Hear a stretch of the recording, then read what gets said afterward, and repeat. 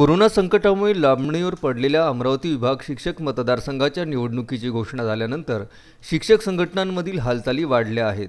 विद्यमान विधान परिषद सदस्य प्राध्यापक श्रीकांत देशपांडे यांच्यासह डझनावरी इच्छुक उमेदवारांनी दावेदारी केल्याने निवडणुकीतील चुरस वाढली आहे। शिक्षक मतदारसंघाची निवडणूक साधारणतः जुलै महिन्यात अपेक्षित होती, त्यामुळे वर्षारंभीच इच्छुकांनी मोर्चे बांधणीला सुरुवात केली होती, परंतु कोरोना संकटामुळे निवडणूक लांबली।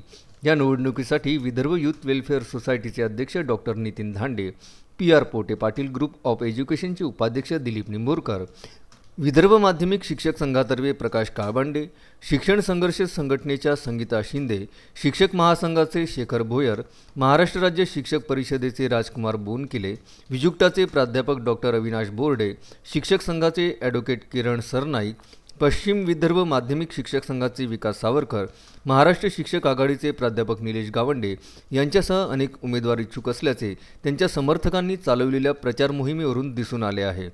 आता मध्यंतरीच्या काळात शाळा सुरू न झाल्याने उमेदवारांना शिक्षकांपर्यंत आपली भूमिका मांडण्यासाठी विविध माध्यमांचा उपयोग करावा लागत आहे। शिक्षक मतदारसंघाच्या निवडणुकीत राज्य शिक्षक परिषद, शिक्षक आघाडी, शिक्षक महासंघ, विदर्भ माध्यमिक शिक्षक संघटना, विदर्भ ज्युनियर टीचर्स असोसिएशन अर्थात विजुक्ता, भाजप शिक्षक आघाडी, विभागीय शिक्षक संघ, शिक्षक सेना आदी शिक्षक संघटनांची भूमिका महत्त्वाची ठरत आहे। यावेळी नुटा या संघटनेचा पाठिंबा कुणाला मिळतो याचे औत्सुक्यच राहणार आहे। शिक्षक मतदारसंघातील गेल्या निवडणुकीत एकूण 17 उमेदवार रिंगणात होते। यावेळीही उमेदवारांची गर्दी अशीच दिसून येणार आहे। गेल्या निवडणुकीत 16व्या फेरीत शिक्षक आघाडीचे प्राध्यापक श्रीकांत देशपांडे यांनी श्री शिवाजी शिक्षण संस्थेचे तत्कालीन अध्यक्ष ॲडव्होकेट अरुण शेळके यांचा 4942 मतांनी पराभव केला होता। गेल्यावेळी नुटा आणि विजुक्ता या दोन प्रमुख संघटनांनी कोणत्याही उमेदवाराला समर्थन देण्याऐवजी सदसद विवेकबुद्धीने मतदान करण्याचे आवाहन केले होते।